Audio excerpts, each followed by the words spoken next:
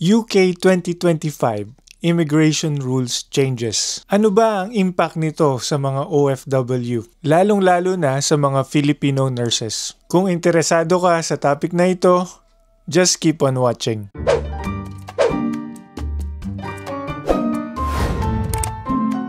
Welcome po sa ating channel OFW in UK at sa mga bago po sa channel na ito, ako nga pala si Michael at isa akong nurse dito sa UK. Mayo ng taong ito, 2025, naglabas ang government ng UK ng Immigration Changes Proposal na nakasaad sa white paper na kanilang tinatawag. So sa video na ito, pag-usapan natin yung mga immigration changes na ito na yung iba ay na-implement na at yung iba naman ay under discussion pa lamang para mas maintindihan natin at malaman yung impact nito sa mga OFW, lalong-lalo na sa mga Filipino nurses na nagbabalak na pumunta dito sa UK o dun sa mga nandito na. Bago ka makapagtrabaho o makapunta dito sa UK, kailangan mo ng visa. At ang visa ng isang nurse ay under sa skilled worker visa at meron itong subcategory na tinatawag na Health and Care Visa. So nabibilang ang mga nurses dito sa Health and Care Visa. Bukod sa mga nurses, kasama din dito ang mga doktor, ang mga allied health, ang mga care workers at mga senior care workers. Kabilang sa pagbabago sa immigration dito sa UK ay yung July 22,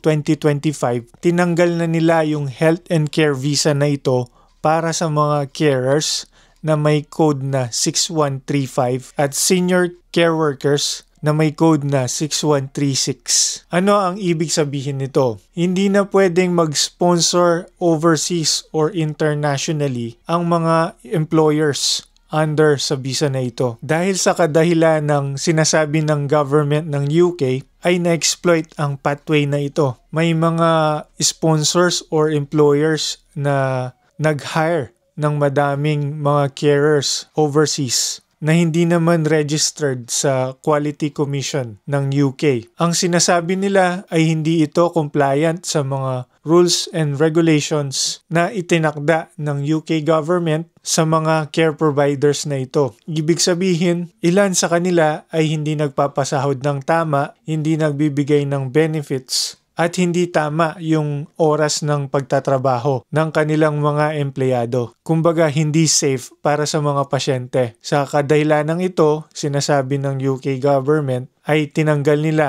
ang health and care visa para sa mga care workers at senior care workers. Ano ang implikasyon nito sa ating mga OFW na gustong pumunta dito sa UK para magtrabaho bilang mga carer at mga senior carers? Ang ibig sabihin po nito ay hindi muna mag-hire ang UK overseas ng mga empleyado. Mag-i-stop muna sila at bibigyan nila ng pansin yung mga tao na naninirahan na dito sa UK. Ganon din po sa mga nurses o yung mga Filipino na nagtatrabaho na dito at gusto nilang makasama yung mga mahal nila sa buhay at iniisip nilang gawing pathway yung pagiging isang care o isang senior care para makapunta dito sa UK ay hindi na muna matutuloy iyon dahil nga tinanggal na ang health and care visa para sa mga carers at senior care workers. Yung mga nandito na at nakapag-start ng mag-work under this pathway ay wala pong problema. They can continue to extend their visa at kung qualified na sila to settle ay pwede na silang mag-apply ng ILR at pwede rin po nilang dalhin yung kanilang mga dependents dito sa UK.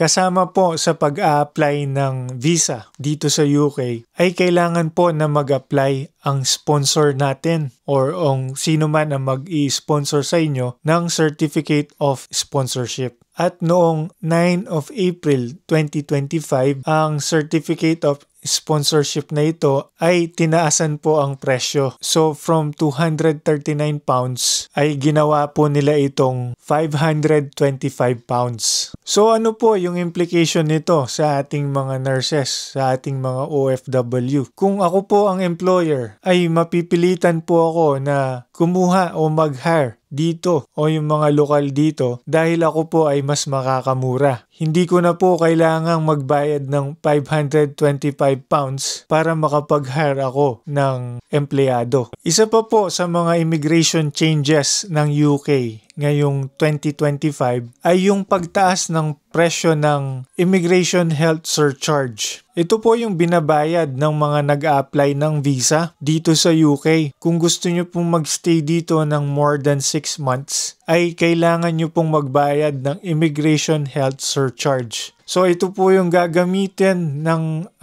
UK government na pondo para makapag-access kayo ng National Health Service o para po makapagpa-check up kayo sa mga doktor dito. Kumbaga, advance nyo pong babayaran iyon. So, ang bayad po sa Immigration Health Surcharge ay humahalaga ng 1,035 sa adult at 776 naman po pag below 18. So kung may dependent po kayo, may anak kayo, so magbabayad din po kayo ng Immigration Health Surcharge. Ang maganda lamang po dito ay kung under po kayo ng Health and Care Visa, kagaya po natin ng mga nurses, ay libre po yung Immigration Health Surcharge na ito. Ito ay mag-a-apply po lamang dun sa mga skilled workers na hindi under ng Health and Care Visa. Kumbaga, yung mga skilled workers na hindi related sa health o yung hindi kasama sa mga nurses, doctors,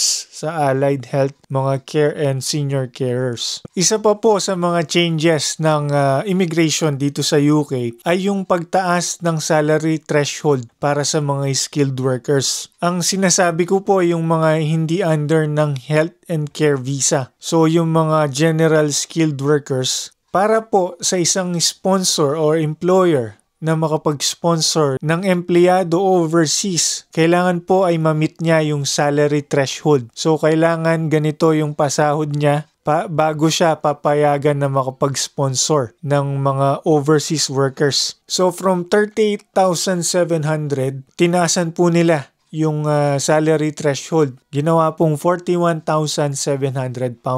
So, ayan po yung kailangan na sinasahod ng isang overseas worker under ng general skilled worker bago po may sponsoran ng employer dito sa UK. Kung titignan nyo po ay mataas ang requirements. Ang employer dito sa UK ay magdadalawang isip bago po siya mag-hire internationally, ay hahanap muna siya o magsusource muna ng local employees.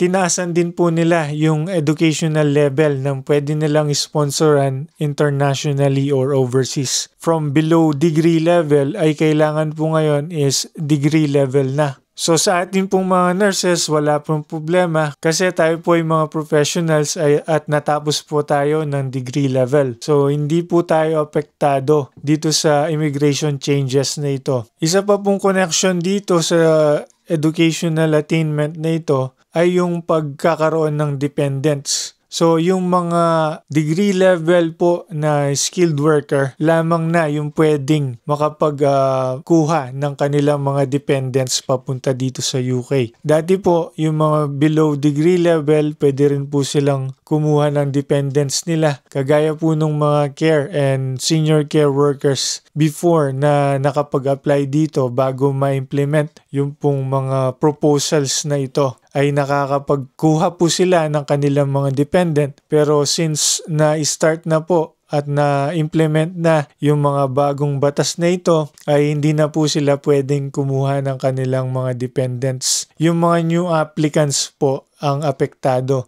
Yung mga dati na may dependents na nandito na ay hindi po sila apektado ng bagong batas na ito. At yung panghuli po dun sa mga immigration changes na propose dun sa white paper, ang pinopropose po nila, proposal pa lang po naman ito, hindi pa siya, wala pang date na sinabi na gagawin na nila, ay yung paghaba ng ILR bago po kayo makapag-citizenship, makapag-apply ng citizenship. So, ang ibig ko po sabihin doon sa ILR ay yung indefinite leave to remain. Ito po yung pinaka-PR. So, pag PR ka na o may ILR ka na, magkakaroon ka na ng privileges. So, ayon po dun sa proposal nila, doon sa white paper na yon, imbes na 5 years bago ka makapag-apply ng ILR, ay gusto po nilang gawing 10 years para matest po nila at malaman po nila na sincere ka at nakakapag-contribute ka o nakapag-contribute ka sa ekonomiya ng UK. Ano po yung implication nito sa ating mga OFW na nagtatrabaho na dito sa UK o yung mga naghihintay na makapag-apply ng ILR after 5 years. So, syempre po, nakakadismaya kasi imbes na 5 years na lang ang hihintayin, ay humaba po ito at naging 10 years. Kung nakapag-set na po kayo ng mga plano sa buhay, so kailangan may plan B. Kasi nga, sa mga pagbabago na ito na nangyari. Ang isa pa po sa nakikita ko na downside nito ay yung pag-a-apply ng visa. Dahil ang visa po ay kailangan i-apply every certain amount of years. So, imbes na one time na lang po kung nakapag 5 years ka na, ay pwede ka na mag-apply ng ILR, ay mag-apply ka po ulit ng working visa. Dito po kasi kahit na permanent ka sa trabaho, masabi na permanent ka sa trabaho, ay kailangan mo pa rin mag-apply ng visa sa government. So, kailangan nyo po yung visa para magkaroon ka ng karapatan para makapagtrabaho po dito sa UK. Sa kasamaang palad nga po, hindi pa man po na-apply o na-implement yung batas na ito, ay may bago na naman pong changes dun sa mga nagbabalak na tumakbo na bagong Prime Minister dito sa UK. Meron na naman po silang bagong proposal. Ang gusto po nila ay tanggalin na itong ILR na ito ng tuluyan para mabawasan yung mga tao na nakikinabang ng public funds at ma-deport sila sa kani-kanilang mga bansang pinanggalingan. Ang tinatarget po kasi ng bagong tumatakbong Prime Minister na ito ay mabawasan yung mga number of immigrants na hindi nagtatrabaho at hindi nakakapag-contribute sa economy ng UK. Usually, ito po yung mga dependents o yung pamilya ng tao na nagtatrabaho dito with the working visa. Nakakalungkot man po yung mga changes o yung mga proposals na ito ngayon dito sa UK this year 2025. Hopefully ay nakatulong po yung information na ito para matulungan kayong mag-decide kung nagbabalak po kayo na pumunta dito sa UK o kung nandito man po kayo o kung ano po yung mga plano nyo sa future. If nakaabot po kayo sa part ng video na ito, ay please paki-comment down below kung saan lugar po kayo galing para malaman ko kung saan nakarating yung video na to. Paki-like and share na rin po yung video natin para malaman ng iba at matulungan po natin sila. Mag-subscribe ka na rin sa channel namin para updated ka sa aming mga latest uploads. Marami pong salamat sa panunod at pakikinig. Until next time po sa ating next vlog dito lamang sa OFW in UK. Bye po.